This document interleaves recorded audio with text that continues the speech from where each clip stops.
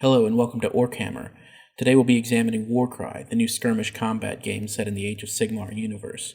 We'll be examining the Bonesplitterz faction, and using a spreadsheet with lots of math, we'll be able to come up with good troop buy options for constructing your list. We'll also propose an example list I built with these recommendations. So let's get started. Let's start with an overall discussion of the strengths and weaknesses of this warband. So unlike the previous spreadsheets, in this one I have added an average row, so we can and this includes some rows that are not currently shown on the spreadsheet. So all I have shown currently is the bosses, because I'm going to do the bosses first and then I'll work through the troops. But the average row here includes all of the data that's shown and not shown. So as we scroll across the average, we see the average is 20 wounds, which is pretty nice. Average of all the different troop choices. Move is move 4 across the board. There's no fast and there's no slow units. It's just move 4. But like the Iron Jaws, it has the Wah ability that you can use to give yourself a nice little boost as long as your leader is still on the board. Toughness average is 3.56, so there's a lot of your troop options are toughness 3, but with a decent number of wounds, with 20 average wounds, there's still some good resiliency here. The average strength, the average number of attacks is 3, the average strength is 3.55, so it's a pretty down the middle in terms of number of attacks and number of strength compared to other warband options. The critical ratio here is 2.26. This is very average. On the high end, warbands are around 2.5. On the low end, they're around 2. And this mechanic captures the style of the warband. So warbands that are more brute strength seem to have lower critical ratios. And by critical ratio, I mean how much damage they do in a critical versus how much regular base damage they do. Warbands that are more finesse, like the Untamed Beasts, for example, tend to have a higher critical ratio. So they don't do a lot of average damage, but whenever those criticals fire, they really add up. So this is a perfectly average warband from a criticals department. The price per wound in this warband is very cheap. This is a lot of value here in just number of wounds on the table. But since it's mostly strength 3 across the board, the average points per wound when comparing against the different strengths of attack is pretty, it's a bit more mediocre than the points per wound metric would indicate. So it looks really good, points per wound, but once you figure out that it's all toughness 3, it's a bit more average. And the points per damage is also pretty average across the board, but this is just average of all the individual troop choices. You can build a list with much better damage output than the average of all the different options, because there's a couple different ways to build our list, a couple different styles of troops to pick from here. Okay, so let's get started talking about the bosses in detail. So the first boss is the Savage Moorboy boss at 205 points. Then the Savage boss with Champa and Bone Shield at 185 points. And the Savage Orc Arrowboy boss at 125 points. A notably cheap boss option. Not many warbands have such a cheap boss. They all come at 25 wounds, which is important. Move 4, all toughness 4. All of them come with a sword option, but obviously the Arrowboy boss has its nice 15-inch range. If we look at the damage output, this is where things start to get a little more interesting. The Savage Moorboy boss, we see damage 3, critical 6 with 4 attacks. Strength 4, so it's not a strength 5, but still, at 4 attacks with this kind of damage output, I think our numbers are going to look very intriguing for that option. Everybody's a leader. The Airboy boss also has the Destroyer rune, which we'll see in the abilities gives him a special ability. Okay, moving on. Price per wound. This is just the number of wounds and the number of points it costs. The Arrowboy boss is surprisingly cheap at 5 points per wound because he's just a remarkably cheap boss. The Moorboy boss is a little bit pricier, and the one with the shield is average. The thing I thought was interesting with this set of bosses, let me scroll back, sorry for jerking you around here, is that the guy with the shield is the same toughness as the guy without the shield. I kind of anticipated a tougher guy with a shield than without the shield, but that's how it is. So, but the guy with the shield still is a little bit cheaper for the wounds you get, and this index column, this is how it performs relative to the other set of bosses. This is not relative to the other all the troops, so I'm just considering the bosses together and then the troops together, so we can see the best points per wound value here is the Arrowboy boss, and the middle of the road option is the shield. But how those wounds perform against strength 3, 4, and 5 attackers is interesting to note, since that everybody here is the same toughness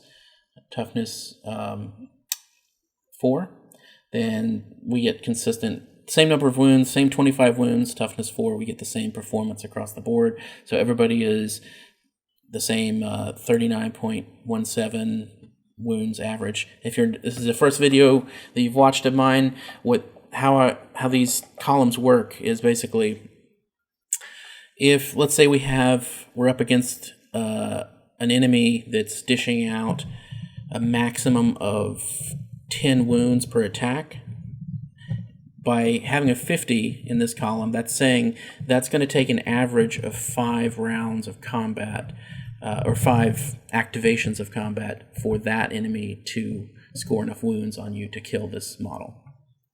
So there's different values based on the different strength levels. So if they would only take 3 activations of combat from a strength 5 attacker to take you down. And so I don't know the exact balance of how many strength 3, 4, and 5 there are in the game, so I've just assumed for now that they're roughly equal and averaged them out. If one day that I get all the data in from the end of the season and those numbers are wildly skewed, maybe I'll come back in here and make some additions or comments underneath the video or something like that. But I'm just approaching this with this is just an average of these 3 numbers. So assuming an even spread between the different strength levels. The points we pay for those average number of wounds, this is the idea here is to capture not just the number of wounds, but make an adjusted value that takes into account the toughness. And so the average wounds, which is the same for all of them, compared to the point value. And yeah. It's all pretty mediocre, just average run-of-the-mill stuff for these bosses. And let's move on to damage. This is where they start looking pretty interesting compared to each other. The Savage Moorboy boss, against a toughness 3 enemy, he's dishing out an average of 10 damage per activation. That's pretty awesome. So on average, he can easily kill any grot out there in just 1 activation. Even toughness 4 grot, so a grot with a shield, he still kills him on an average 1 grot per activation. And his overall average damage against an even spread of toughness enemies is 8.33. This is very good. Puts him in the elite tier of damage dealers that I've come across in the game. So, and especially for boss options. And he's noticeably higher than the Savage boss with shield option. And I mean, I'm not even really going to compare him in damage to the Arrowboy boss. If you just absolutely need as many ranged people as possible, take the Arrowboy boss. But other than that, the Arrowboy boss he's just not a damage dealer. The points per average damage, you can see good cheap buys here for the damage output, even though they were mediocre in the durability, the amount of points you pay for effective wound, the damage output per point is very strong here. And compared to the other bosses, obviously the Moorboy boss takes the cake, and obviously the Savage or Arrowboy boss is the loser in this equation. So I think that's this is going to be an easy warband to summarize with those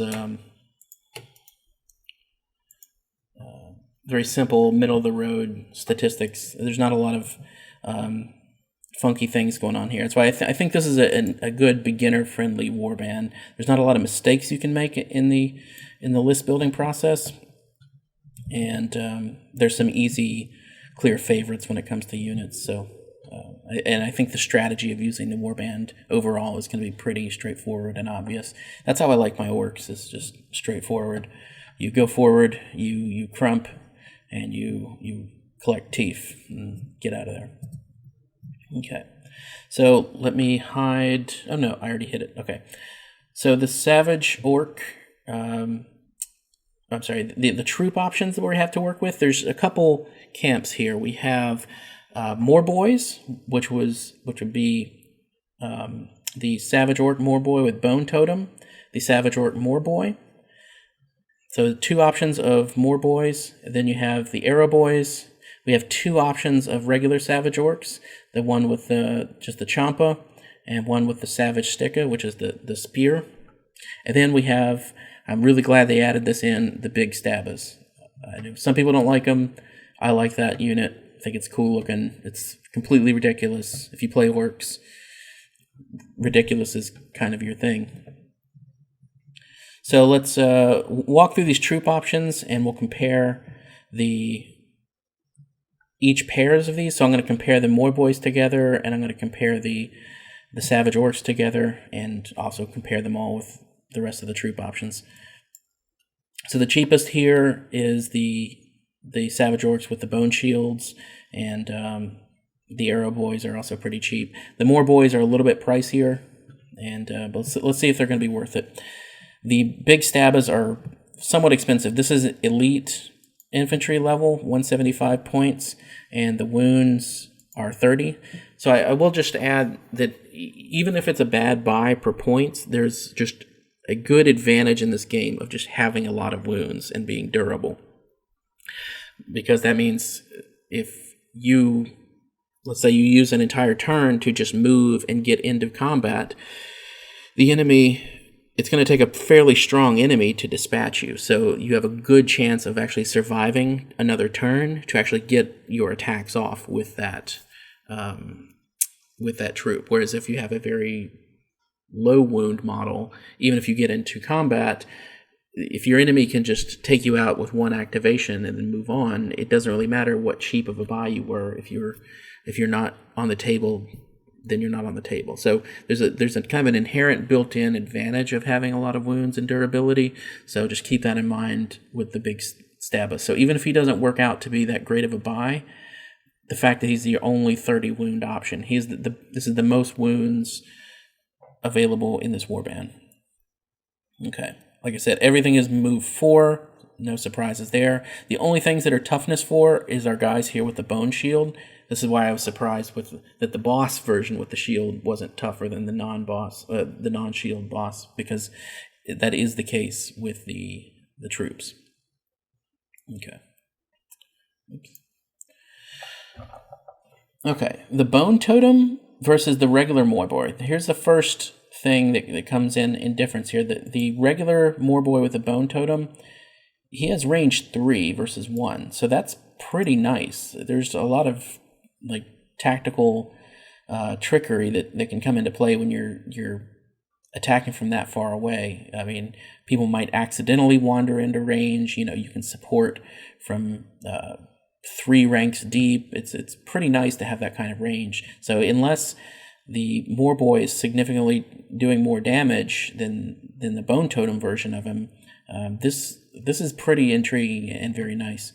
So we'll see as we keep going how those shake out. The Arrow Boy, 15-inch range, that's slightly better than the Grot version, but we'll see a lot of similarities with the Grot archers here. Okay, the regular Savage Orcs, we have a 2-inch range with the spear and a 1-inch range with the regular sword.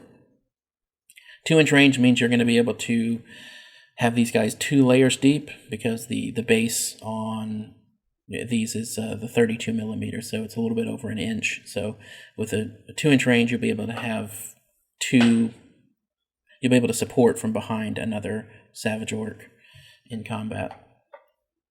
And weirdly, this is another place where it differs from Age of Sigmar, the normal tabletop game, is that the Savage Big Stabbers have a very short range. In Sigmar, they have 3-inch range. It's one of the few infantry options in the game with a 3-inch range, but here it only has a 1. I don't know why that was different, but it just is what it is. It also has Strength 5, so this is our strongest attack strength in all the troop options. The More Boys have Strength 4, so they're pretty nice as well. The damage stats on this Big Stabbo, 3 and 6. So 3 and 6 with 3 attacks is pretty nice. There's a difference in the runes between the two different Morboy options, Mystic for the guy with the Bone Totem, and Elite for the normal Morboy. I'm going to flip over to the Abilities tab and just take a quick peek at what the difference in those abilities are so we can get an idea. Okay, so Elite, which is the normal Morboy, he can pick a fighter within 1 inch, roll a dice. On a 3-4, they take 1 point of damage. On a 5-6, they take damage points equal to the value of that ability. So the fact that this is a double means that you can pull it off pretty reliably. You can even use one of your wild dice to make it happen kind of forcefully. Let's say you just rolled a single 6 and you weren't worried about using that 6 for initiative. You can take your wild dice, make it a double 6, and then you have a 1 in 3 chance of doing 6 damage to an enemy within 1 inch of the person that uses this ability. So, not bad. The Mystic gets the Beast Spirit Juju, which adds 1 toughness to the characteristic to all fighters while they are within 6 inches of this fighter. And this is until the end of the battle round. Okay, so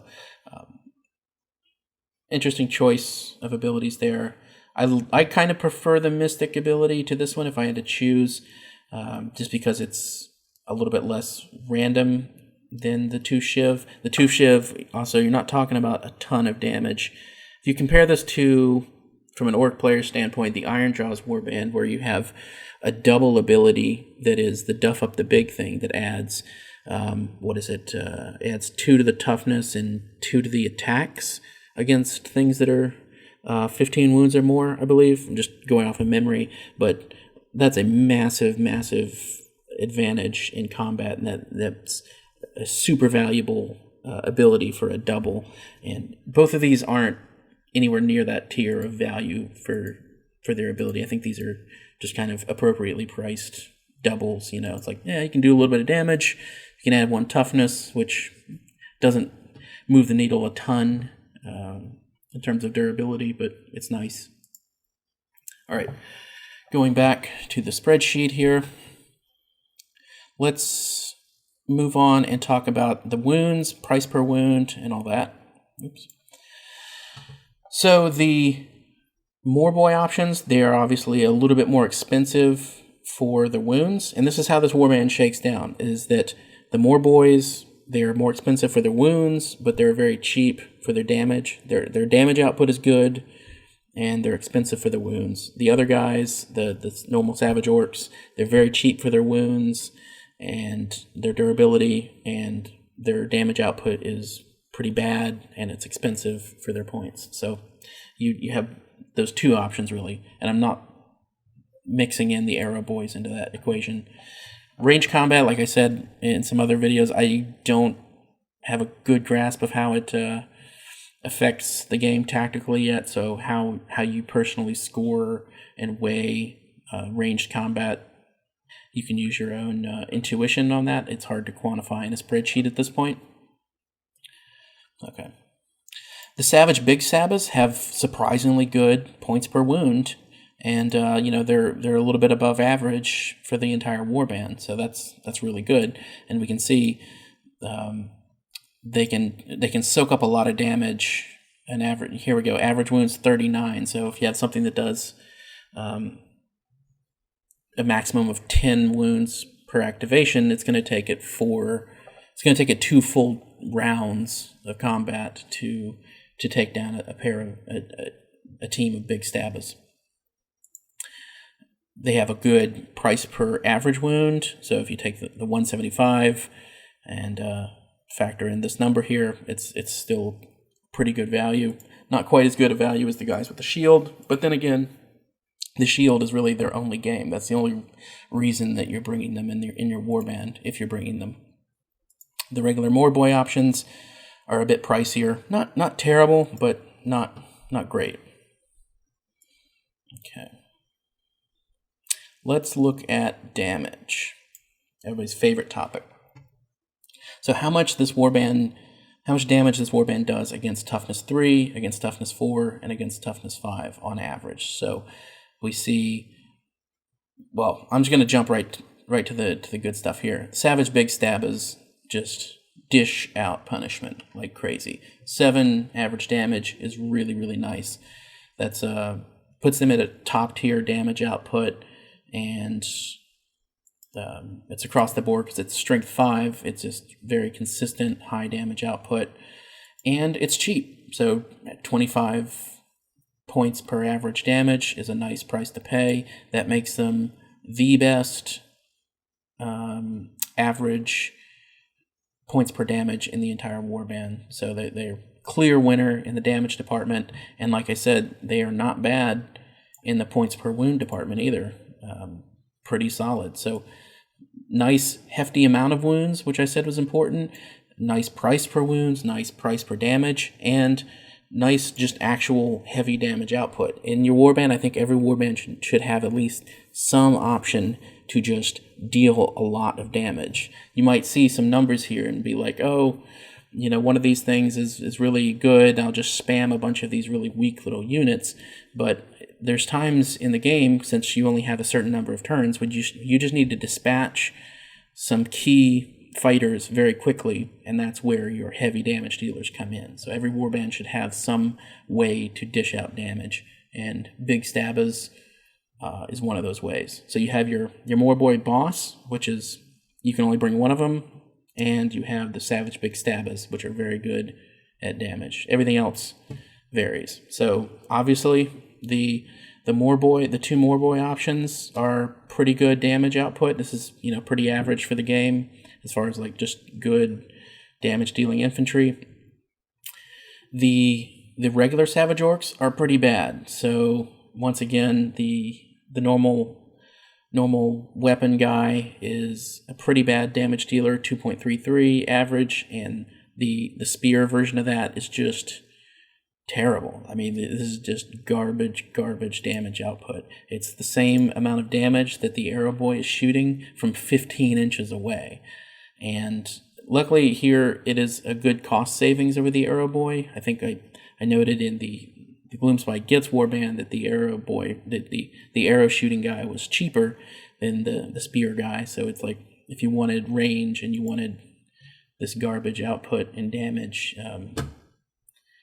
the math worked out a lot better for the arrow. So here at least there's a bit more of a balance, but just know if you bring these shield versions of Savage Orcs, you're just not going to be killing things. You're going to have a little bit more durability, but you're just not going to be knocking enemy fighters off of the table.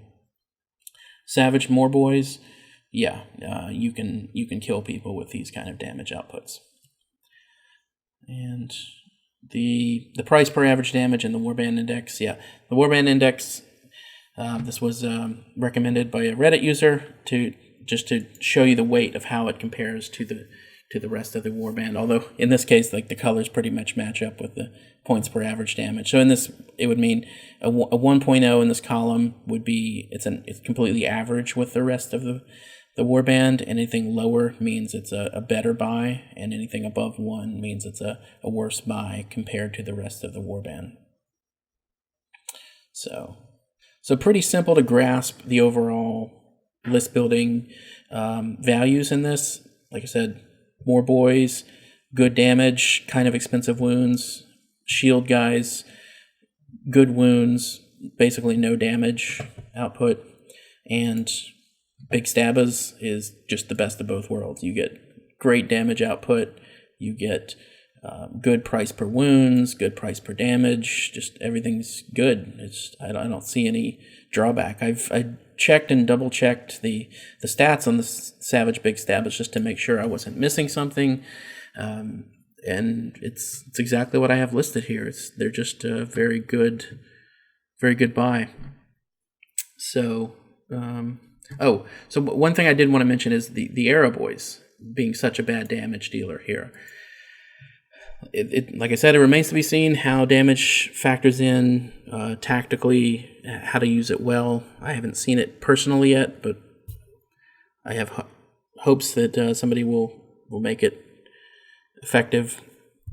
But based on this average damage from the Savage Orc Arrow Boy, it's going to take him 4 full activations to at 1.67 average damage per activation. That's going to take him 4 activations to kill a grot. No more. I think 5 activations to kill a grot. Your basic grot. So just keep that in mind.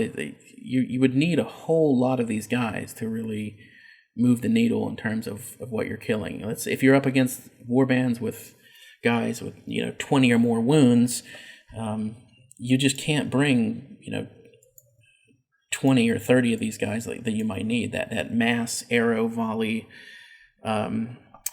shenanigans that you can do in Age of Sigmar, there's just not enough of these guys on the table that you're going to be able to bring to make these paltry damage stats really add up.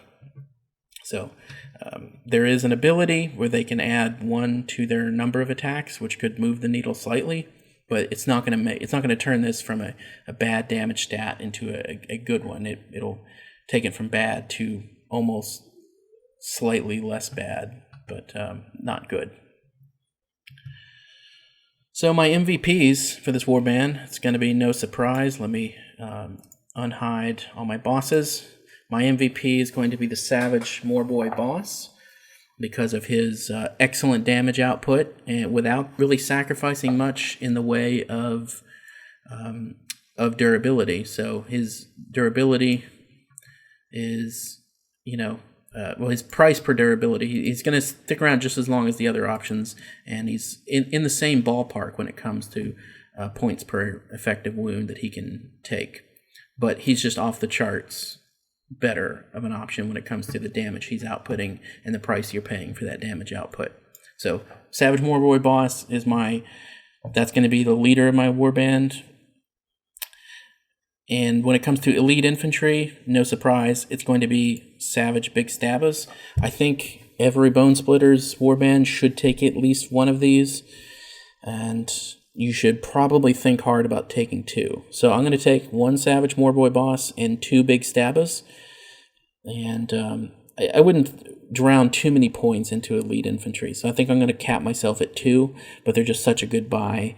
I feel like I am not doing the proper orc thing by only taking 1 of them. If I know I can crump a little better with 2, I'm going to try to take 2.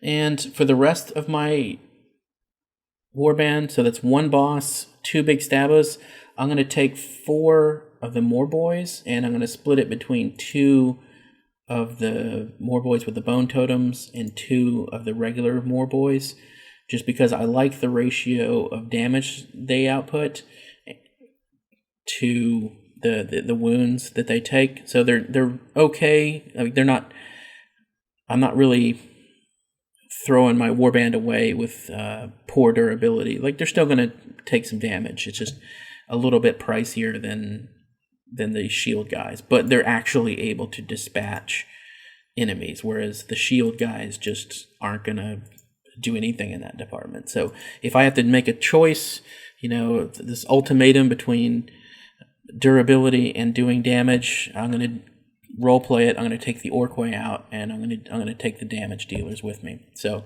1 Moorboy boss, 2 Big Stabbers, 2 bone totems, and 2 Moorboys. That's what I'm taking. Might be terrible, but I'm going to trust in the spreadsheet for my first iteration, and that's really what we're trying to accomplish here, is trying to get our hands on what might be good list building strategy in this early phase of the game before the meta has really shaken out and determined some good lists for us. So hope you've enjoyed this. I think that's all I have to say about that.